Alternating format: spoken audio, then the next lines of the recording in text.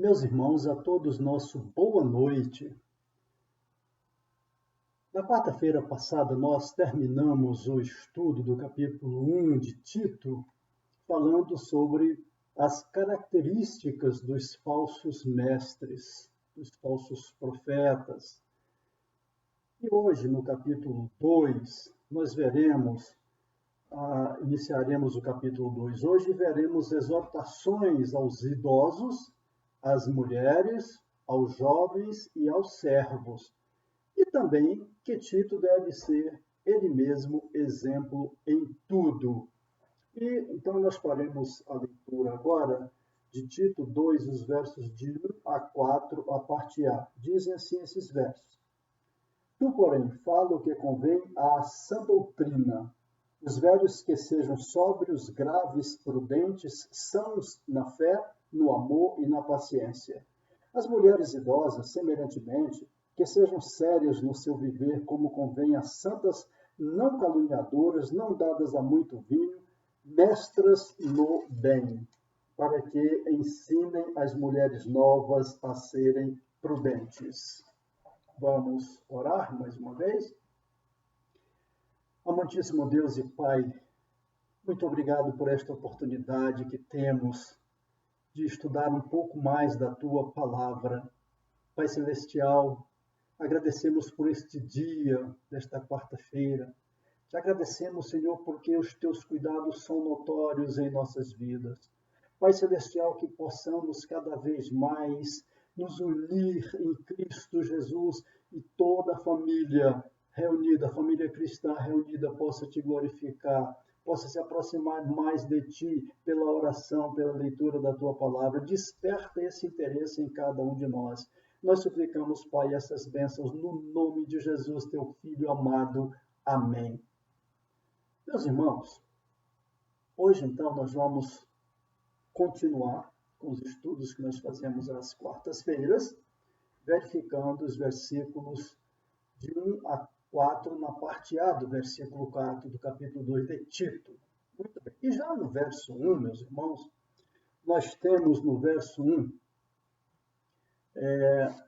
Paulo contrastando os falsos mestres, que ele pegou o capítulo 1, os versos de 11 a 16, com o verdadeiro mestre, no capítulo 2, versículo 1. Então, se você lendo, é fácil verificar esse contraste dos versos de 11 a 16 do capítulo 1 e o capítulo 2, o verso 1. E no capítulo 2, eu quero fazer a leitura de novo. Diz assim, tu, porém, fala o que convém à sã doutrina.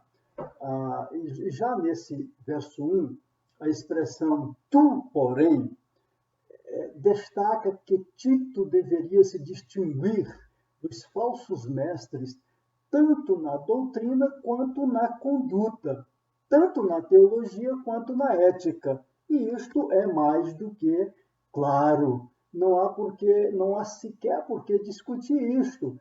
O verdadeiro cristão, o verdadeiro profeta é aquele que fala uma coisa e vive o que está falando. Se aquela doutrina que ele está ensinando, ele segue, ele tem uma conduta de acordo com aquela doutrina. Isso acontece tanto na teologia quanto na ética. E é muito importante que hoje nós tenhamos em nosso meio a liderança e os pastores, enfim, toda a liderança de uma igreja, pessoas que estejam sempre andando no mesmo rumo, com o mesmo sentimento, tendo o mesmo sentido, tendo o mesmo objetivo de falar a palavra de Deus e viver esta palavra de Deus. Então nós já vemos aí essa que ele está chamando aqui, esse contraste que Paulo faz.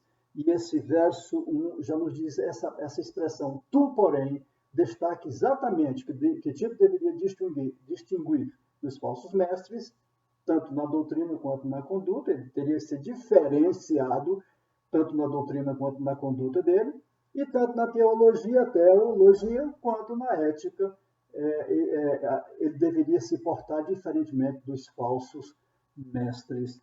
Muito bem. Nós vimos também, meus irmãos, nós vimos que os falsos mestres não viviam o que pregavam. Sendo assim, não poderia haver contradição entre teologia e a ética de Tito. O seu ensino e o seu comportamento deveriam ser alinhados. Eu estou enfatizando o verso 1. Tito não poderia se deixar cair na contradição. Ele deveria enfatizar a doutrina e viver aquele ensinamento. Os crentes, em lugar de negarem a fé em Deus, deveriam professá-la por meio da conduta. Esse é o comportamento que também nós esperamos dos crentes nos dias atuais.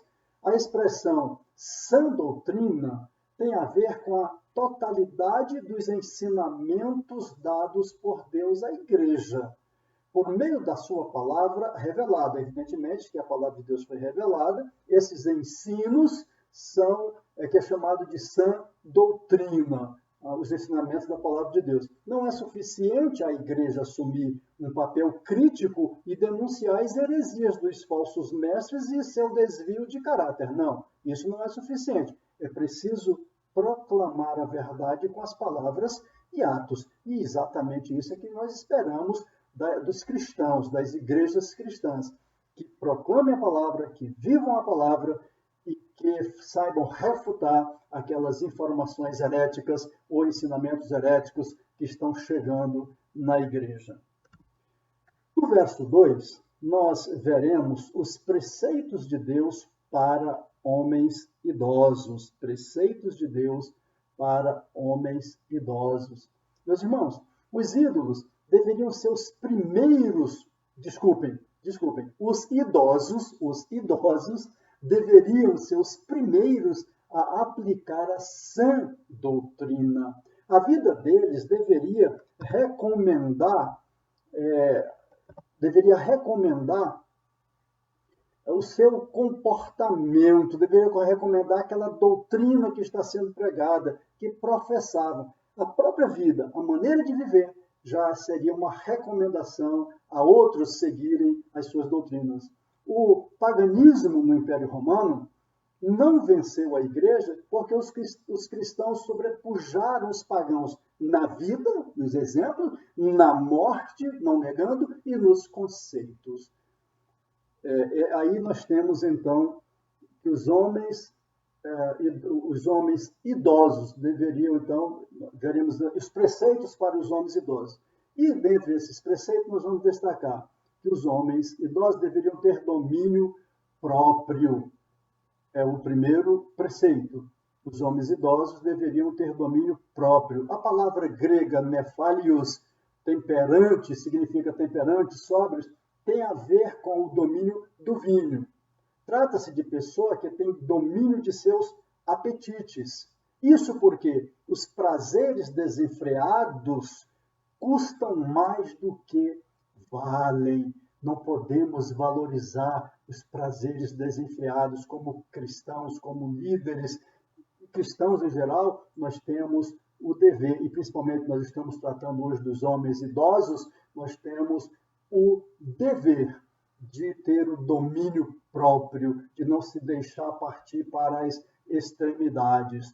Também os homens idosos deveriam ter reputação aprovada.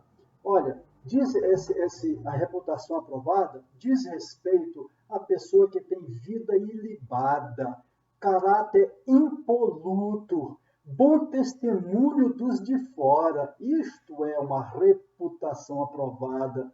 Disse sobre alguém que não pode ser acusado de escândalo.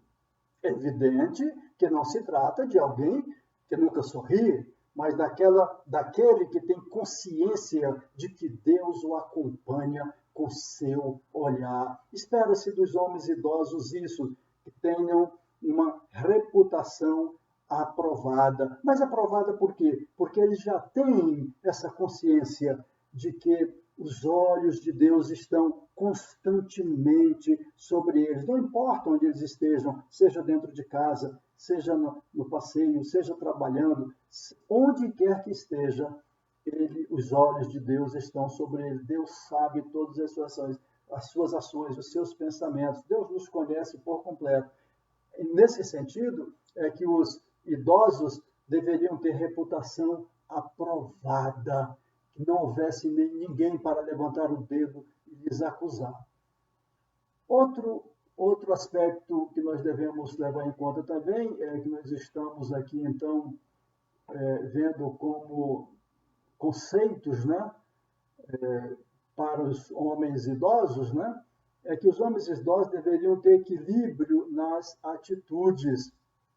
Neste caso aí, esse equilíbrio, trata-se da pessoa que mede suas palavras, mede os seus gestos, suas ações e suas reações. Ele consegue fazer a medida certa, agir na medida certa. É a pessoa que sabe governar cada instinto ou paixão. Ele não se deixa levar por elas, mas ele sabe governar cada instinto ou paixão. E os homens idosos deveriam ter maturidade espiritual. Aqui se refere às pessoas sadias na fé, no amor e na paciência. Os que vivem essa trilogia demonstram maturidade cristã. Você já pensou nisso? Você é idoso, já pensou nisso? Que você deve exercer essa trilogia, fé, amor e paciência?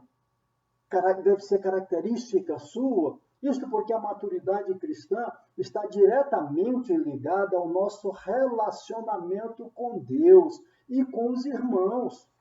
Isso demonstra maturidade cristã e também com a maneira com que nos comportamos diante das pressões. Quando vêm as pressões, nós devemos manter aquela maturidade cristã.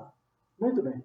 No verso 3, nós queremos ler o verso 3, diz assim: as mulheres idosas, semelhantemente, que sejam sérias no seu viver, como convém a santas, não caluniadoras, não dadas a muito vinho, mestras no bem. Meus irmãos, as mulheres idosas devem ser cuidadosas quanto à maneira de viver. As mulheres devem ter um procedimento irretocável e exemplar. Quanto ao aspecto negativo, as mulheres idosas devem evitar 2 sérios pecados. Que pecados são esses, meus irmãos? As mulheres, então, devem evitar 2 sérios pecados, sendo então cuidadosas quanto à maneira de viver. Primeiro, o pecado da maledicência. Olha, falar mal das pessoas, dizem que há muitas mulheres que falam até demais e terminam falando que não deviam. Não é isso que nós queremos ver. O que nós queremos dizer é que as mulheres idosas, por tudo que já conheceram, por tudo que já viveram, elas devem então evitar o pecado da maledicência. As mulheres idosas não devem falar mal das pessoas, nem na presença e nem na ausência. Não devem ser boateiras, ou seja, levar boatos, criar boatos. O pecado da língua, meus irmãos, é por demais pernicioso à vida cristã. Ela faz um mal terrível, ela consegue afastar verdadeiros amigos, a língua. Tiago 3 diz que a língua é fogo e veneno. A língua fere, destrói e mata, dependendo de como você estiver usando este órgão maravilhoso, a língua. Provérbios 18, 21 diz que a morte e a vida estão no poder da língua. Podemos matar ou dar vida a um relacionamento. Podemos matar ou dar vida a um relacionamento, dependendo de como nos relacionamos. O pecado da embriaguez é o segundo que nós gostaríamos de destacar aqui nesta noite. Primeiro foi o pecado da maledicência, que deve ser evitado pelas mulheres idosas, e também o pecado da embriaguez. A embriaguez é um vício degradante, meus irmãos. É o tipo de coisa que não pega bem para ninguém, nem para onde, e muito menos para as mulheres. Estar embriagadas, estar jogadas aí pelos cantos ou até mesmo nas ruas. E quando mulheres que deveriam ser exemplo de conduta dobram-se à embriaguez, isso se constitui inevitavelmente em escândalos. Então, esses dois pecados, o pecado da maledicência e o pecado da embriaguez, deve, de toda forma, ser evitado pelas mulheres idosas. As mulheres idosas devem ser cuidadosas quanto à maneira de ensinar. Elas têm essa capacidade pela própria experiência de vida e elas vão e pelo conhecimento adquirido e vão ensinar. Então, elas devem ser cuidadosas quanto à maneira de ensinar. Nos versos 3, a parte B, e o versículo 4, e o 3, a parte B, não dado muito a ver, mesmo mestra no bem, que é como termina aí, ensinando, mestra no sentido de ensinar no bem, nós temos aí que as mulheres idosas devem ser, então, mestras do bem, essa parte B do verso 3, e o verso 4. E o verso 4, né? Parte A do verso 4, nós temos aí que as mulheres idosas devem ser mestras, além do exemplo, deveriam instruir as jovens casadas a amarem marido e filhos. Toda a igreja precisa do ministério de mulheres maduras e piedosas. Isso é inevitável, é bom, é necessário. No original, o sentido não é de orientação formal. Quando está dizendo para elas serem mestras do bem, não é uma orientação formal, aquela em que você pega, marca um horário, traz as pessoas, as mulheres mais jovens e as idosas, e elas vão ali ministrar ensinamento. Não. No original, aqui desse verso, o sentido é que aquele ensinamento em particular pela palavra e pelo exemplo. Assim é que elas devem viver, mostrando então pela palavra e pelo exemplo as jovens, mulheres jovens casadas, como devem se comportar, como devem viver. E para que a instrução seja efetiva, para que esse ensinamento realmente aconteça, para que as mais novas recebam esses ensinamentos, interiorizem esses ensinamentos, é necessário comunicação e comunhão. E é verdade, a comunicação é importantíssima. Não há como transmitir ensinamentos se não houver uma comunicação, seja pela sua maneira de agir, de ser, seja falando, seja cuidando de uma criança, seja cuidando de idosos, não importa. O importante é que as mulheres idosas devem ter, então, deve se comunicar bem, deve ter comunhão com as mais novas. Dessa forma, então, o conflito de gerações será, por demais, amenizado. Muito bem. No próximo estudo, se Deus nos permitir, nós veremos os preceitos para as mulheres jovens. Que Deus nos dê a bênção de interiorizar o conhecimento da sua palavra mais uma vez e dela fazer uso sempre que tivermos a oportunidade. Que Ele assim nos abençoe. Amém? Vamos orar. Pai de amor, falamos um pouco mais da tua palavra, falamos sobre os preceitos para os idosos, para as mulheres idosas. Nós estamos, Santo Deus, suplicando pelos nossos idosos, todos eles, aqueles que já estão com a idade mais avançada, pelas dificuldades que têm na locomoção, no raciocínio, suplicamos a ação do Teu Espírito Santo na vida deles, que eles tenham, na idade avançada, prazer na vida, tanto homens quanto mulheres. Ó Deus bendito, sabemos que as dificuldades aumentam com a idade avançada e estamos aqui suplicando o Teu socorro a todos os idosos, que haja alegria na maneira de viver. Nosso Deus, pelo dia de hoje, nós somos muito gratos. Pai Celestial, atende-nos nas nossas súplicas, porque nós estamos lutando para fazer a Tua vontade. Socorre os nossos irmãos que estão em dificuldade, seja por doenças, seja por outras situações, quem sabe até financeira nessa época, que possamos então nos auxiliar uns aos outros. Vem despertar em nós também este sentimento. Haja em nós pelo Teu poder. Nós suplicamos no nome de Jesus. Amém.